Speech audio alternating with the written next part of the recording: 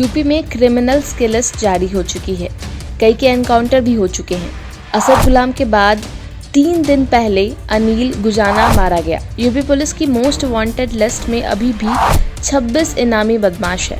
इन पर 50,000 से 5 लाख रुपए तक का इनाम है। इन लिस्ट में 3 नाम ऐसे हैं जिन पर सबसे ज्यादा 5 लाख का इनाम है। इनमें से एक महिला डॉन है जिसका नाम दीप्ति बहल है, जिसे देश की 5 बड़ी एजेंसियां तलाश कर रही हैं।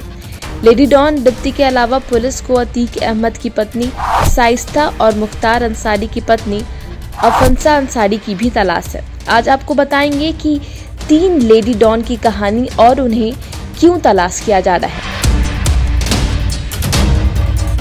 दीप्ति बहल 4200 करोड़ के बाइक बोट घोटाले में वांटेड, 4 साल से फरार।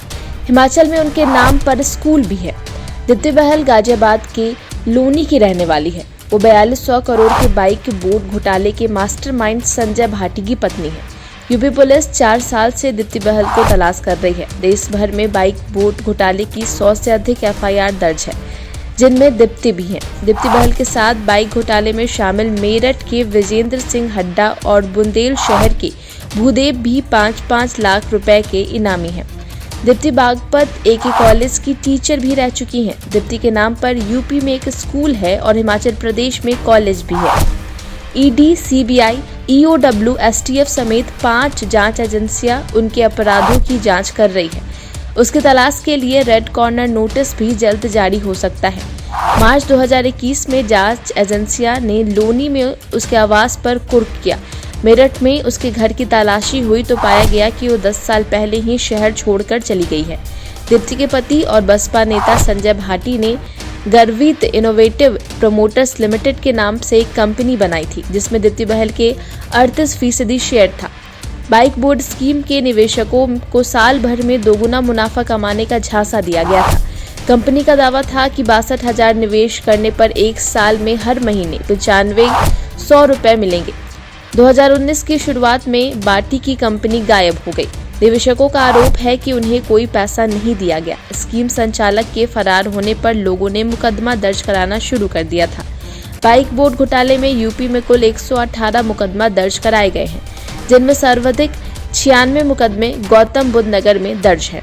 अफंसा अंसारी मुख्तार अंसारी की पत्नी अफंसा अंसारी पर 3 दिन में दूसरी बार इनामी राशि को 25,000 रुपए का इजाफा किया गया है। अफंसा पर पहले 25,000 का इनाम था, फिर इसे बढ़ाकर 50,000 रुपए किया गया। अब इनामी राशि बढ़ाकर 75,000 रुपए कर दी गई है। अफंसा पर गाजीपुर कोतवाली में 406, 420, 386 और 506 IPC की धारा में मुकदमा दर्ज है। इस मुकदमा में अफंसा के सगे चाचा ने करोड़ों की हेरा फेरी को लेकर दर्ज करवाया है। इसके अलावा गैंगस्टर एक्ट में मऊ कोतवाली में भी मुकदमा दर्ज है। इस पर दर्ज कुल 11 मुकदमों में 3 मऊ और 8 गाजीपुर इलाके के हैं। अफंसा अंसारी फरार चल रही है। उस पर लखनऊ में भी आपराधिक मामले दर्ज हैं। साइस्ता परवीन अतीक अहमद की पत्नी साइस्ता परवीन पर उमेश पाल की हत्या की साजिश के अलावा ठगी और आर्म्स एक्ट समेत 4 मुकदमे दर्ज है। साइस्ता पर आरोप है कि उसने गुजरात जेल में बंद पति अतीक, बरेली जेल में बंद देवर अशरफ और बेटे के साथ मिलकर उमेश पाल की हत्या कराई। साइस्ता पर 50,000 रुपए का इनाम है। STF की पड़ताल में सामने आया कि अतीक के बेटे असद ने घटना से पहले 16 मोबाइल और 16 सिम कार्ड खरीदे थे। सभी शूटर्स ने 3-3 सिम कार्ड और मोबाइल दिए गए थे। साइस्ता प्रवीण ने सभी शूटर्स को घटना से पहले 1 लाख रुपए का बतौर पेशगी दिया था।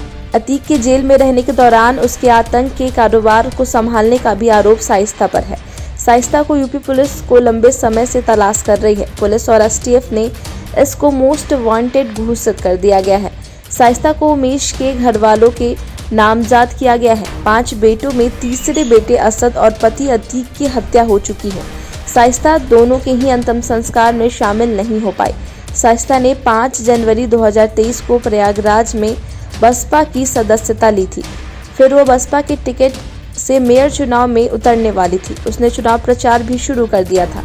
बसपा की सदस्यता लेने के बाद साइस्ता ने भाषण भी दिया था, जिसमें वो कुशल नेता की तरह जनता को संबोधित कर रही थी। इस भाषण की तारीफ भी हो रही थी।